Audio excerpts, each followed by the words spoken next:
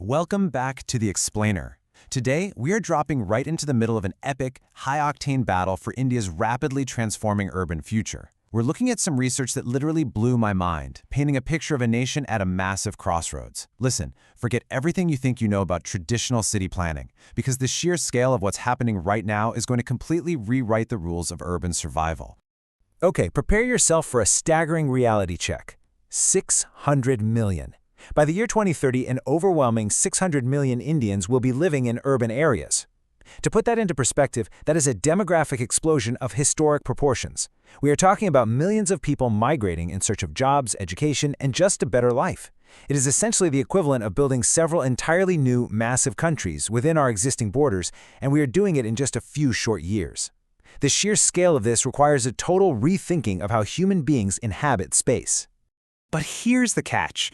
This isn't just your standard steady growth. No, we are looking at a high-stakes, existential crisis that's pushing our existing infrastructure to the absolute breaking point. Our cities were mostly built for a completely different era, and this rapid urbanization is creating deep structural fractures in how our urban ecosystems function every single day. I mean, have you ever felt like your city is literally bursting at the seams? Because that's exactly what we're dealing with here. So let's meet the first major villain of our story, crushing inequality. We see this stark reality in Mumbai, where nearly 42% of the population is forced to survive in incredibly dense, informal settlements, or slums. Now, why does this happen? Well, it's because job creation in these massive hubs vastly outpaces the creation of affordable housing. When economic opportunities are concentrated so intensely, the sheer volume of people just completely overwhelms the housing supply. It traps millions in this brutal gap, leaving almost half the city without proper access to foundational social infrastructure. Next up, we face the villain of gridlock. Endless concrete expansion, combined with a severe addiction to private vehicles, completely paralyzes the mobility of everyday citizens. It slows down logistics, and it drains billions of hours in lost productivity. And honestly, it just feels like you age a full decade trying to get across town during rush hour. It literally chokes the economic life out of our cities. And when you mix that endless gridlock with rampant, nonstop construction, you end up with a highly toxic environment. Add wildly fluctuating air quality index levels, meaning it literally becomes dangerous to even step outside and breathe on certain days, to the deadly urban heat island effect. That heat effect happens when dark, heat-absorbing concrete permanently replaces our natural cooling green cover. Put all these villains together and you have a perfect storm, threatening ultimate urban collapse. Setting the stage, let's look at Arc 1, heat, thirst, and gridlock. The data damage here is just brutal. First off, an astonishing 81% of new urban migrants flock to just 6 already congested metros, rather than spreading out. Just think about that density. Because of that incredible concentration, just 8 Tier 1 cities produce 12% of India's entire CO2 emissions. And the climate impact? It's already here. Chennai's baseline temperature has risen by a full degree since the 1960s.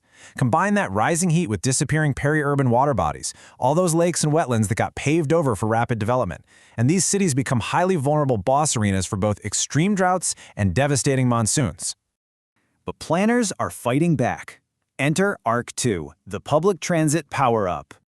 Witness the ultimate counterattack. We are shifting from the sluggish, traffic-inducing old ways of private cars to structural marvels like the Nemo Bharat Regional Rapid Transit System, or RTRTS.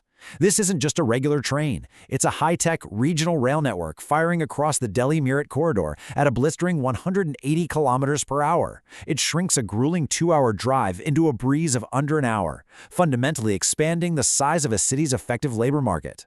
And to back up those massive rail power-ups, we need wheels on the ground.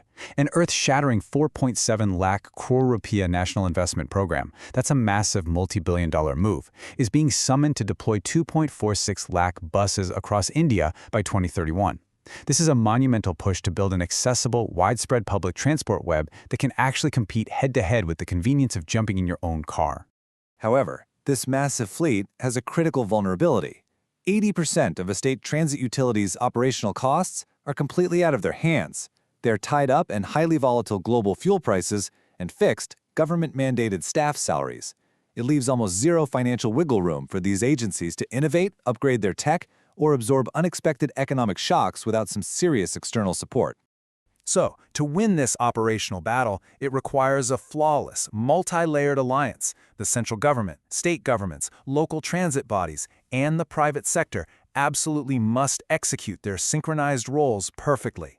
The center sets the guidelines, the states handle the physical deployment, and the private sector brings in that much-needed operational efficiency. If just one of those gears slips, the whole machine grinds to a halt. Now, steel and wheels alone won't beat climate change. Moving on to Arc 3, Rise of Sponge Cities. I was absolutely fascinated to learn about this concept. Sponge cities aren't just cosmetic landscaping. They are highly engineered blue-green force fields. They're meticulously designed to literally soak up extreme rainfall.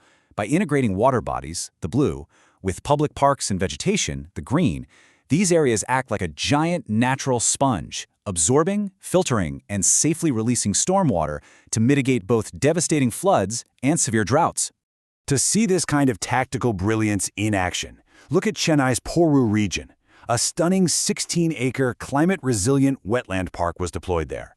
Through graded bioswales and smart detention systems, this park boasts an incredible ultimate storage capacity of 30,000 cubic meters. To picture that, it's roughly the volume of 12 Olympic-sized swimming pools, acting as an emergency buffer for the city.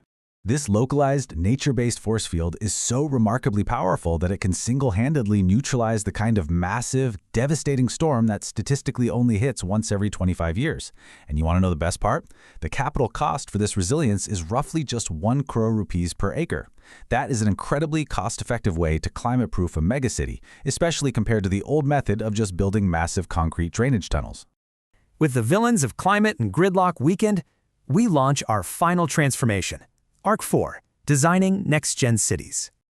We are literally upgrading the entire urban operating system. We're deploying strategies like 15-minute cities, where your daily necessities, groceries, schools, healthcare, are just a short walk or bike ride away. We're looking at polycentric or multi-centered growth design. Instead of one chaotic downtown area that everyone rushes to, you build multiple self-sustaining hubs. And we're utilizing immense transit-oriented development zones like New Mir to actively decentralize employment by building dense, walkable neighborhoods right on top of our new high-speed rail stations. But hey, we aren't just relying on physical spaces anymore. We are shattering the old rules of spatial commuting.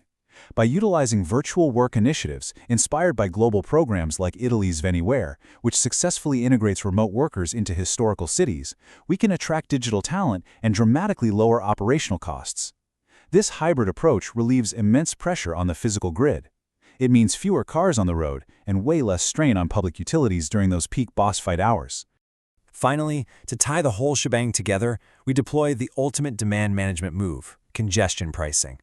By charging drivers a fee for using crowded roads at peak times, cities force people to internalize the true cost of gridlock, the delays, the pollution, the wasted fuel. It's a massive behavioral nudge. It basically forces a structural shift, making those shiny new public transit systems we just talked about the most logical, appealing choice for everyone. So, as we look at all these incredible tools available to save our cities, from 180-kilometer-per-hour rail networks and synchronized bus fleets to massive sponge parks and congestion pricing, the ultimate question remains. Will we level up fast enough to build true next-gen cities, or will we let the concrete jungle consume us? The data clearly shows the solutions are sitting right in front of us. Now it's just a matter of execution. Thanks for joining me on this explainer, and keep questioning the world around you.